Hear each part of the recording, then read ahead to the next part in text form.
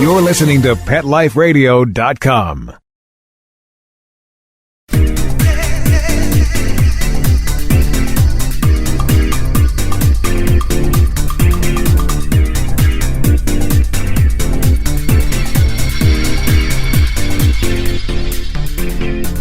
Hello, welcome to My Dog Digs Dirt. Are you a fan of those adorable cat videos? I am.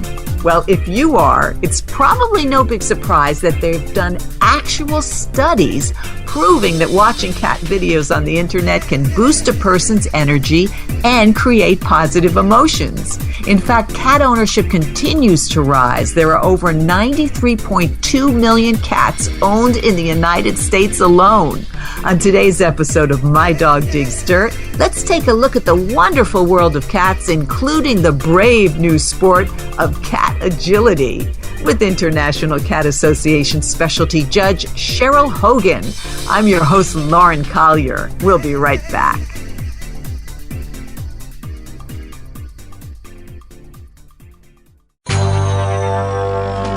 It's DesignerPetSweaters.com. Hand-knitted designer sweaters for your precious pup or cool cat. Beautiful couture patterns for your pets, including custom-knitted formal wear, casual wear, yachting, and even sports-themed. Many designer pet sweaters include feathered tammy hats, top hats, and a lot of sparkle. Each sweater includes leg loops, front paw sleeves, and leash opening. Visit DesignerPetSweaters.com to order your four-legged fashions today. Large or small, we fit them all. DesignerPetSweaters.com.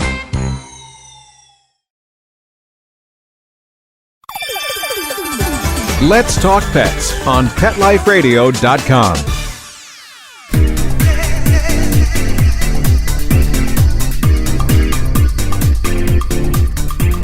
My Dog Digs Dirt is back with Cheryl Hogan. She's a specialty judge with the International Cat Association and mom of kitties Liberty, a gorgeous Scottish fold, so pretty, along with two of her daughters, Ginger and Latte, along with a rescue kitty named Havana. All of them so pretty. Hi, Cheryl. Thanks so much for being here.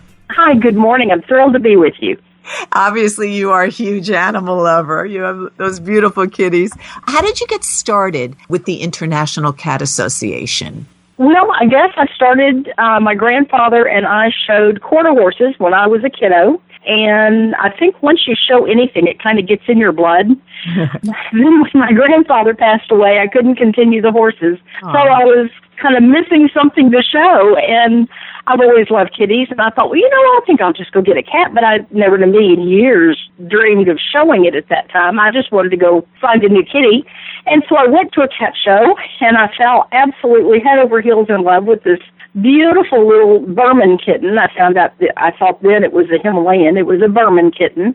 And I thought it was getting a really good deal because this Himalayan, I knew everything. I worked for a veterinarian, so I knew everything, of course. And I just knew I was getting a good deal because this little Himalayan had all four white feet. And I knew Himalayans weren't supposed to have all four white feet. So when I asked the lady how much it was, I nearly fell out of myself. I just could not believe it. And she said, oh, but he's a show kitten. You could take him and show him and just have a one. I thought, show him. Well, so that's where it started. It was kind of an accident, and I just fell in love with him and couldn't help it. Went to my first show, and I took a best kitten in show out of 50 kittens. And that's it, and the rest is history. You're hooked. That's terrific. It always amazes me about all the different types of cat breeds there are. I guess your association recognizes 53 of them? Yes, that's correct. I think we're at 55 now, in fact. 55, wow. Yeah, it's amazing. Everybody knows the Siamese and the Persians and maybe the Himalayans, and maybe one or two more other exotic breeds, but 55, people really just can't believe it. But we have a beautiful breed poster Tika did that I think will be available on your website. But yes, it lists all the 55 breeds. Many of them come in other colors than what you'll see listed there. But that's the breed type for sure. All of the 55 are listed there. Now, you're a specialty judge, so I always wonder, how do you know? When there's 55 breeds, how can you possibly know, what would be the best? Is that why you specialize in something? That's a real good question. Each breed has a written standard of perfection that says the perfect example of this breed should, say, be big-boned and short-bodied and very broad in the chest. And it goes down to even eye shape and ear placement on the head. I mean, it's very, very detailed. And yes, each of the judges do need to know those standards. You just commit them to heart. And it takes a while when a new breed is recognized. As long as it takes for that breed to gain championship status, it takes that long for the judges to become familiar with all of the details of that new breed. So it's long timing, and it's good for both the cats and the judge. So, and then we compare the cats to that standard as opposed to one another. I see. So in other words, it's each the breed. best Siamese is not right. And then when you get down to your top 10 cats, best of the best cats in show, then you're still comparing it. Does this Persian meet its standard better than this Siamese beats its standard? So you're still comparing it to the standard. So you're not comparing one breed to another breed. It's what is the best in that breed. Yes. So it's really like Westminster then. It's like the dog shows. It is very similar, yes. It sure is. And I have been to cat shows and I love them. But maybe for listeners who haven't, what can they expect? Because, when you see a dog show, the dogs, of course, are paraded around, on their leashes. But for the cat show, it's different. So let's talk about that because it's so much fun. I mean, if you haven't been, listeners, you got to go, right? Right? Absolutely. Absolutely. Yeah. And we really embrace what we call the household pets. And those are the rescue kitties, the kitties that adopted you, the cats that you may not know the pedigree on, and they may have no particular. Well, they've obviously got a pedigree; they have parents, but they're not purebred cats. And we embrace those just as strongly as we do our championship cats. Oh, I love that. So you can pick up your kitty and give it a bath and trim its little toenails and bring it to a cat show, and you could win Best Cat in Show. You would be in your class. Right. We have, different classes, but everybody's welcome. And we have a junior exhibitor class where the kids under 18, and my grandchildren started when they were 5, showing their own cat. Now, the kids are judged in those rings and not the cats. So it's just a whole lot of fun, and it's great family fun. It's fun just to come watch. It's fun to get involved. We also have agility. Oh my gosh, how much fun is that? I love that. Originally that's how I called you because I said, this is just, I did a pet show for many years, a television show, and we had a couple of segments on cat agility, and somehow the cats didn't really care, but it was so much fun. So how did you start to incorporate that into your cat shows? Well, first of all, you have to have an enclosed ring where the dogs the dogs are on a leash, but the cats are running loose. So we had to have an enclosed arena, and that's kind of an interesting thing to try to make, to get the walls and the ceiling and everything else closed off. But that's a challenge. But once we overcame that challenge, then it was just great fun. And the cats just adore it, where dogs might be working to please their owner. Well, there may be cats that's not quite what motivates them quite like a dog, but they love to chase feathers or maybe the little red laser dot or something. And that's how the cats are encouraged to go over the jumps and through the hoops and through the tubes and through all kinds of fun course action, just like it would be for a dog. But it's so much fun watching those kitties. And once they get the hang of it, that they know they get to play their way through all this fun stuff, oh, it's on then. I mean, it's on. It's great fun. You can practice in your home, too, or you can start by maybe turning a chair down on its side, or if you have some kids' toys or something that they could maybe jump up on or over or through, and just start playing with them and go across the sofa and down the back and just take them around the house, maybe up the stairs and down with your feather or teaser or toy, whatever their favorite toy is. And you can get them going right there in your own home. It's too much fun. And then you can come to a show. Sure, right? You bet. So, and of course, when we give your website and such, that's how our listeners can really get involved because like you said, and I so agree, it's such a family affair. You don't have to have the most beautiful cat. You can still go and have fun. Yes, absolutely you can. Absolutely, you can. What I love about you guys is that you embrace, as you said before, not only pedigree kitties, but also kitties for adoption and ones that might not be. So let's talk about your mission there, because it's also important that you oversee and you protect the pedigreed breeds. Why is that so, Cheryl? Well, it's just very important that these cats have been around for years and years and years. They originally, I guess it started over in Europe, and I think the first breed recognized was the Persian. And breeders just from centuries ago started working with these breeds to develop a cat that suited their needs. Maybe because of the Persians, it was probably in a colder area, and they needed a mouser and whatever and whatnot. And that's how these different breeds, of course, in Thailand, you wouldn't want a long-haired cat. Right. They want the shorter-haired cats. And maybe sometimes they needed to be a certain color or a pattern to blend in with their surroundings. So it's very important. Some people want a cat in their house that just swings from the rafters and has a ball and never, just fun all the time. And that person would want an Abyssinian or one of the higher energy breeds. And some people want just the opposite of that. And so they would want to look at a different breed, maybe the Persian or the Himalayan, or we call those the pick them up and dust under them kitties. But, there's just different breeds for different people. And I think it's very important to hang on to those characteristics in the different breeds. So some of them, worked on ranches and worked on farms, and everybody has a different place and a different thing that they do. And I think it's important to be that diverse for people to choose the kitty that they most love. Now, Cheryl, are there certain breeds that you recommend? Do you help people find a breed, as you just said, that might be right for them? Absolutely. Because I know that the association also is big on education, and I think that's so important. I really applaud you for that.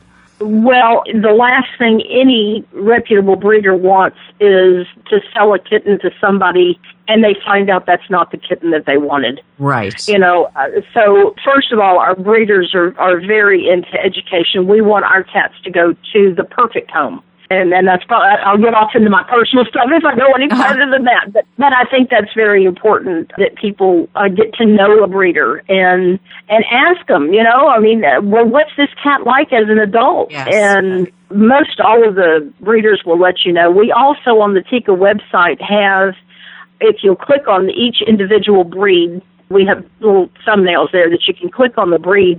We have a brief history, and it'll give you a little bit of the history, some of the traits of the breed. It's short and sweet and concise, but it's a good place to start. Absolutely. It'll help you maybe rule in or rule out particular breeds that you want to look further into. I think it's so important because there's so many. So, the choices are endless, but you want to match up the one that's correct for you, be that a breed or be that a rescue cat, and you help with all of that. Yes. So we're going to take a short break, but My Dog Digs Dirt. We'll be right back.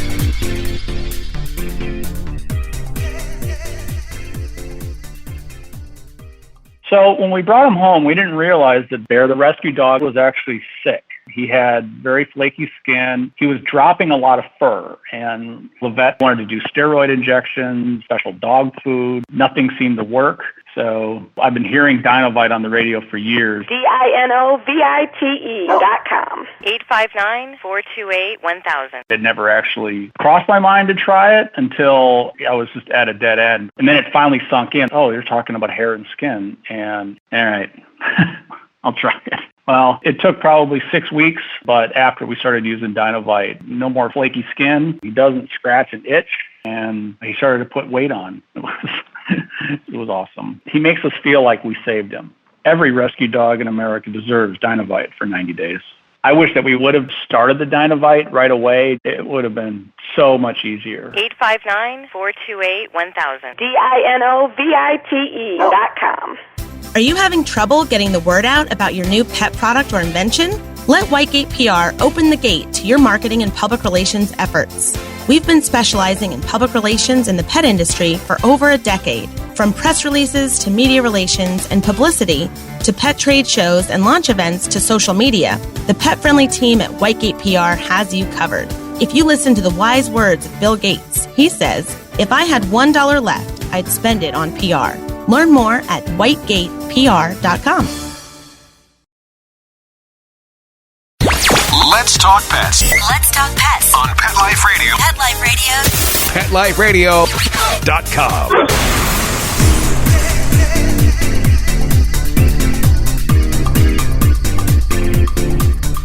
My Dog Digs Dirt is back.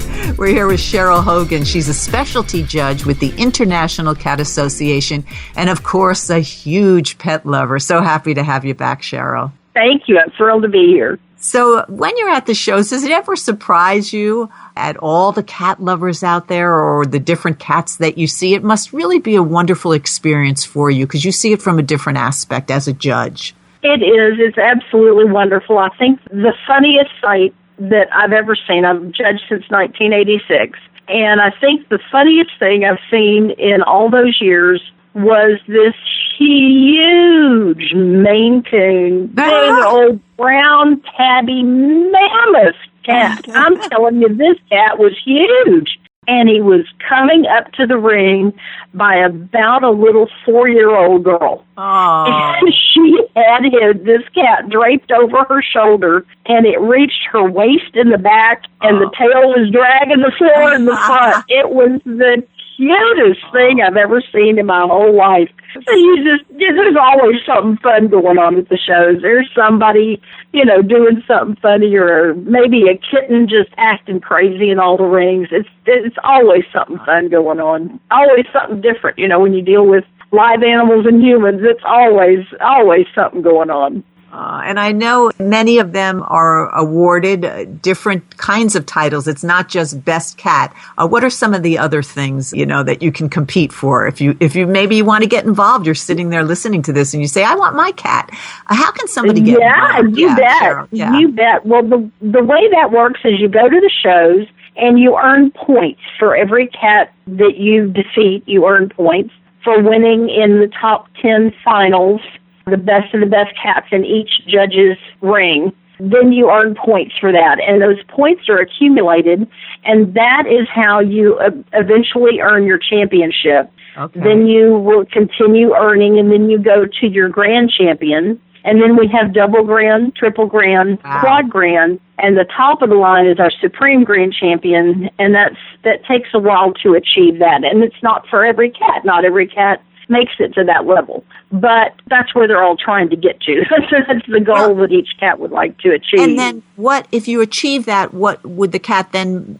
be a cat that might have, kittens that would be desirable, or it's prestigious as well? I mean, the same as the dog world, I think, right? Right, exactly right. It just tells you that this is a cat that meets and almost exceeds what the breed standard calls for. Right. So those are like 1 in a million, like a diamond in the rough type thing? Yeah, they're not 1 in a million, but they're 1 in quite a few, I guarantee. Oh, they're so great. So it probably doesn't surprise you when you see now the internet is flooded with, the cat videos.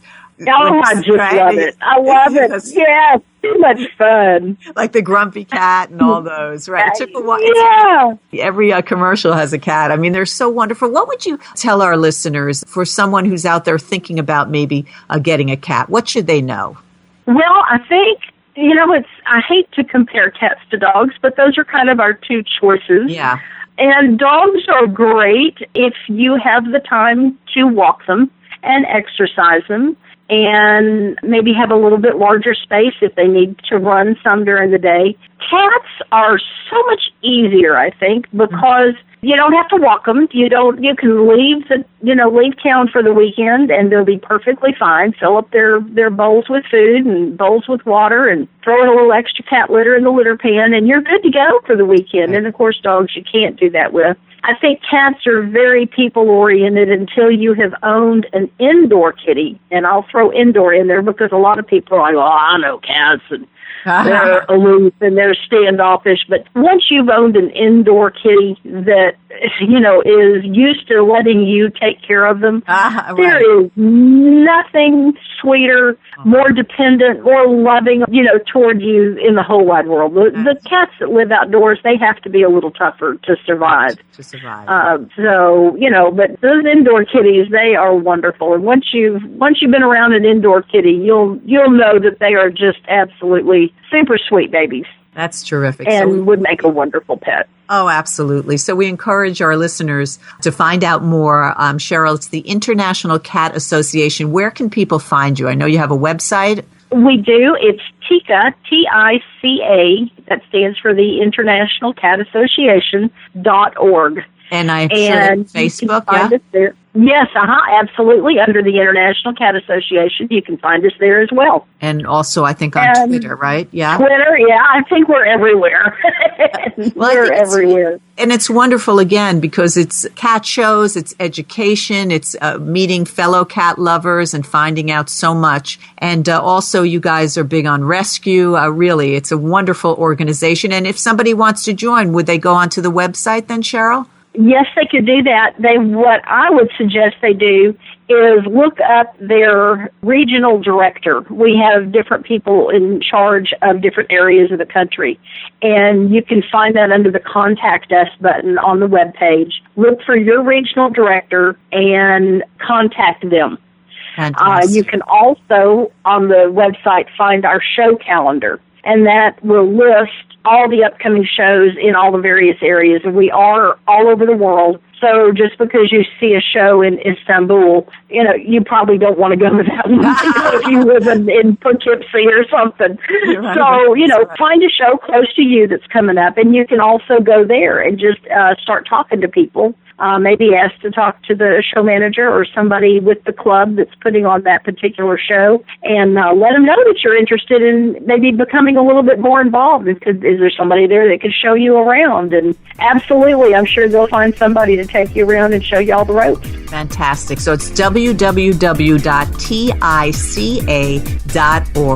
Cheryl, thank you so much for being here. Really appreciate it. And I thank everybody. Thank you so much. I thank everybody for listening. This has been My Dog Digs Dirt. Let's Talk Pets, every week on demand, only on PetLifeRadio.com.